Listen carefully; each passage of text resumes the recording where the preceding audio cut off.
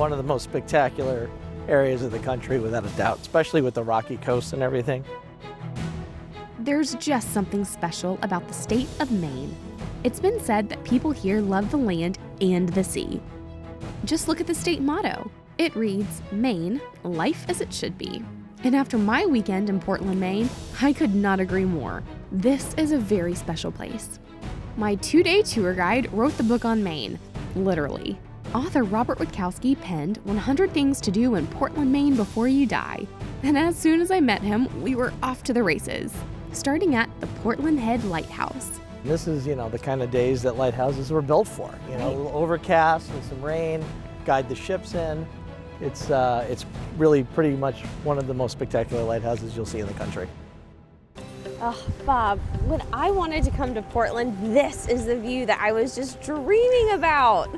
Well, this is definitely the iconic view. Yes. Portland Head Light, this is one of the most photographed lighthouses in the world. It definitely has all the iconic crashing waves, coastline, open ocean, and of course, this wonderful architectural designs. I'm guessing this place makes your book. It might have snuck in. In September, they have what's called Open Lighthouse Day. Oh. And so many of the lighthouses are open. So you normally cannot get up in the tower, but that's one of the few days that people can get up there and have the view. Well, I'm seeing as the light continues to go around, is it still a functioning, working lighthouse? Most of the lighthouses in Maine are still functioning lighthouses, absolutely. They're mostly maintained by the Coast Guard, so they don't have to, have the lit lamp anymore by the lighthouse keeper. Right. But they are all functioning, yes. It's pretty impressive. Everything about this spot is impressive, especially when you stand in the shadow of the historical structure. There are 6 lighthouses in the Portland Harbor, each one rich in history. This lighthouse particularly was the first one commissioned in the United States. George Washington, this was one of his first acts as president. There are other lighthouses that were done by Britain back when we were a colony, but before that, this is the first U.S. lighthouse. Exactly how long ago then was it built? So it was built basically in 1786 and finished in 1789. Cost of all of about $500 because again, fledgling country didn't have a lot of money. So imagine the budget battle that was going on for that. Yeah. But they honed it all from native rocks right in the area and they built it from here. And the lighthouse keeper quarters was actually commissioned and approved by the governor of Massachusetts, because Maine was part of Massachusetts at the time, who was John Hancock. Oh, well, So lots of history floating around this area. So what was it that made Maine so important to the colonial time period and to George Washington as his president? Well, there was a huge piece of it being one of the most strategic ports because Portland is the closest port to not only Europe, but also Africa. Really? So it was an amazingly strategic port.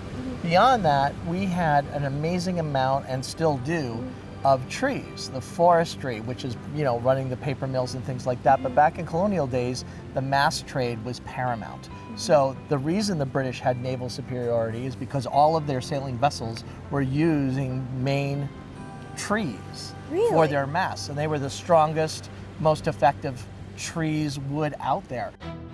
And when you look out there, you can imagine that only the strongest ships could survive some of the epic northeastern storms as they sailed toward land.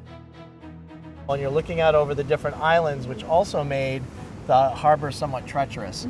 So John Smith, before he met Pocahontas, was checking out this area and exploring, and he found so many islands and mapped it out that he sent it back to England, that there were as many islands in the harbor as days of the year. So they became known as the Calendar Islands.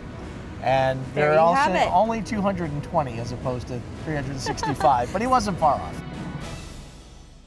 You have written a book about 100 things to do in Portland, Maine before you die. I have. I have a couple of questions, but the first is what is this love affair with Portland? How did you guys fall in love? Well, it was in my heart from way back. I lived in Boston for a long time, and I wound up coming up to Portland a lot just to sort of get out of the city. And I discovered what a cosmopolitan, fun place this was. And then I moved to New York for a while, but when New York gets boring, it's time to go.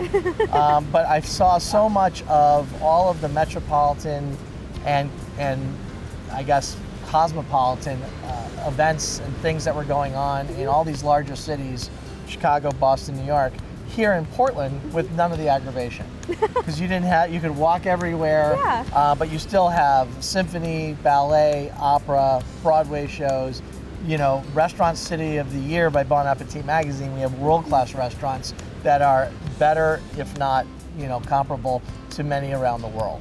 Right. So for a small city, there's a tremendous amount to do here. And of course, within like minutes of downtown, you're at this wonderful unspoiled coastline. What is the number one thing, if you can even nail it down to one, that you tell people that they absolutely cannot miss when they come to Portland? I hate this question.